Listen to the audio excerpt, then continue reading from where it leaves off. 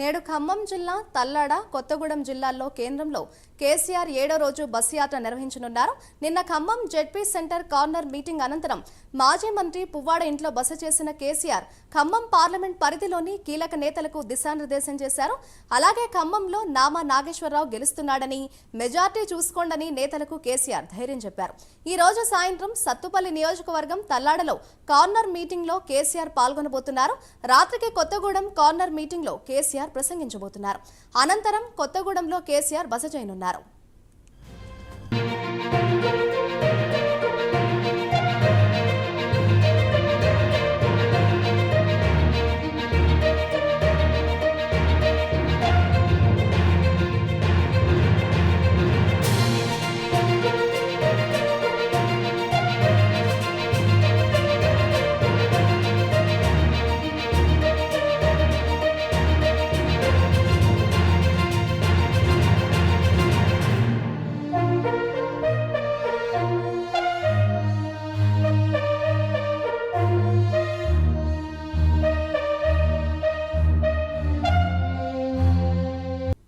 నేడు ఖమ్మం జిల్లాలో కేసీఆర్ బస్సు యాత్ర కొనసాగబోతోంది. ఇదే అంశంపై మరింత సమాచారాన్ని మా ప్రతినిధి రజనీకాంత్ అందిస్తారు.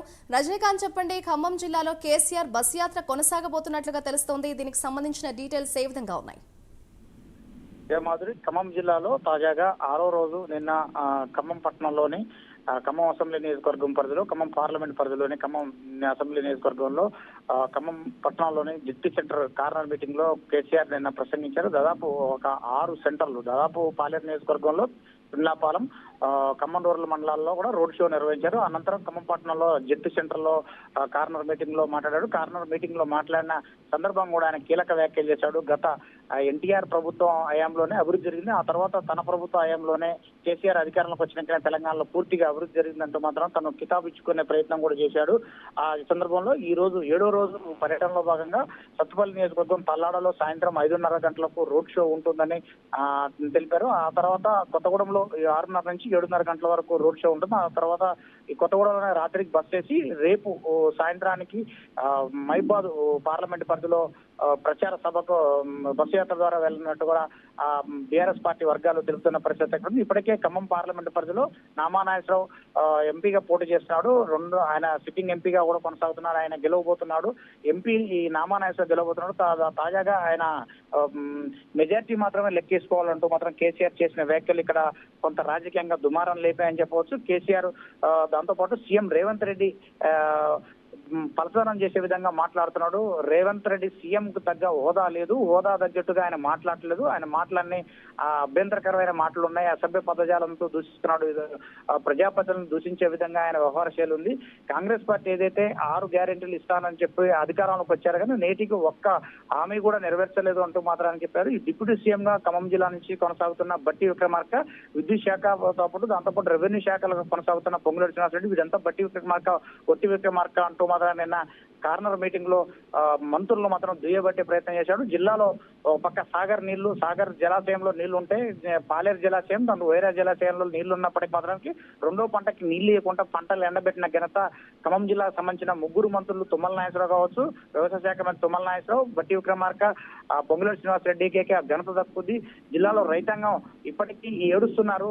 రైతాంగం మొత్తం పంటలు నష్టపోయి ఇబ్బంది పడుతున్నారు. పంట నష్టపరిహారం ఇవ్వాలంటూ మాత్రం కేసీఆర్ చేసిన వ్యాఖ్యలు ఖమ్మం జిల్లా రాజకీయాల్లో హాట్ టాపిక్ గా మారాయని చెప్పి మరోపక్క ఇప్పటికే కేంద్రంలో హంగు వస్తుంది. ఇప్పటికే స్పష్టంగా తెలంగాణలో 17 పార్లమెంట్ స్థానాల్లో 12 నుంచి 13 స్థానాల వరకు కేసీఆర్ పార్టీ, బీఆర్ఎస్ పార్టీ గెలుచుకుంటుంది అని చెప్పారు. దాంతో పాటుగా తాజాగా ఖమ్మం పార్లమెంట్ పరిధిలో పోటీ చేసిన నామా నాగేశ్వరరావు గెలిచి తిరుగుతాడు అంటూ మాత్రానికి ఆయన చేసిన వ్యాఖ్యలు కూడా రాజకీయంగా కొంత దుమారం రేపుతున్న పరిస్థితే కనబడుతుంది. దాంతో పాటుగా ఇప్పటికే ఆయన మెజార్టీ లెక్కించుకోవాలంటూ నామా నాగేశ్వరరావు మెజార్టీ మాత్రం ఆయన గెలిచి